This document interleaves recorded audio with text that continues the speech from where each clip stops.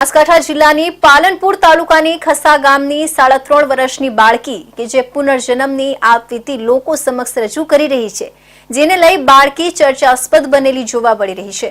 બાળકીએ ગુરુવારે જિલ્લા કલેક્ટરની મુલાકાત કરી હતી, જેથી કલેક્ટરે પૂછેલા તમામ પ્રશ્નોના કડકડાટ હિન્દીમાં જવાબ આપતા કલેક્ટર પણ તેની વાણીને જોઈ અચરજ પામી ગયા હતા।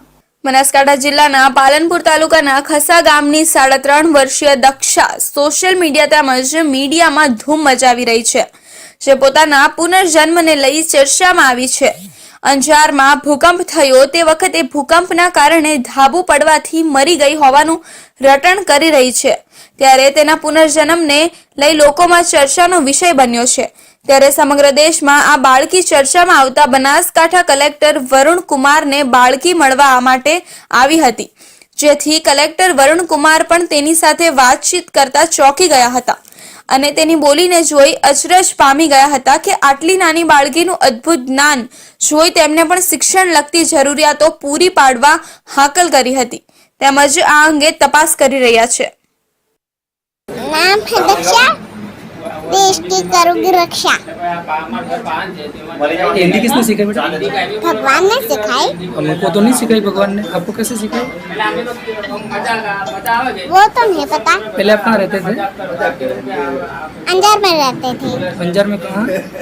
वो नहीं पता। अंजार में से यहाँ कैसे आया? भगवान ने भेजा। और अंजार में क्या हुआ था? अंजार में मर गई थी। क्यों?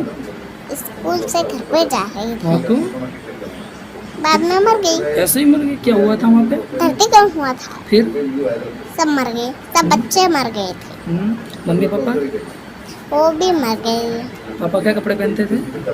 धोती पहनते थे और टी शर्ट पहनते थे। मम्मी? वो तो फूल वाले कपड़े पहनते थे। આજે જે થોડા દિવસથી સમાચારમાં ચાલે છે કે પુનર્જન્મ યાદ આવ્યું એવી દક્ષાબેન, આજે એમની સાથે રૂબરૂ ચર્ચા કરી। આમ ખરેખર આશ્ચર્ય થાય એવી ઘટના તો છે જ, અને એની અંદર કોઈ લોજિકલ એક્સપ્લેનેશન હાલ સમજી શકાય તેવું નથી। એની અંદર આગળ જે ક્લેમ્સ છે એને કઈ રીતે વેરીફાઈ કરવા એ પણ અમારા માટે પણ એક તપાસનો વિષય છે।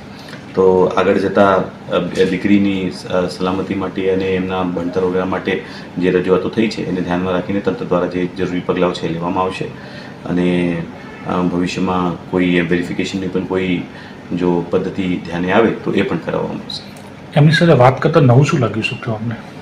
આમ હિન્દી ભાષામાં જે વાત થાય છે, આમ થોડું આ વિસ્તારની અંદર અને એમની જે ફેમિલીનું બેકગ્રાઉન્ડ જોતાં એ થોડું વધારે આશ્ચર્યજનક છે, અને ખૂબ નાની વયે ખૂબ મોટી મોટી વાતો બેન કરે છે, તો એ ખરેખર આશ્ચર્યજનક વિષય છે।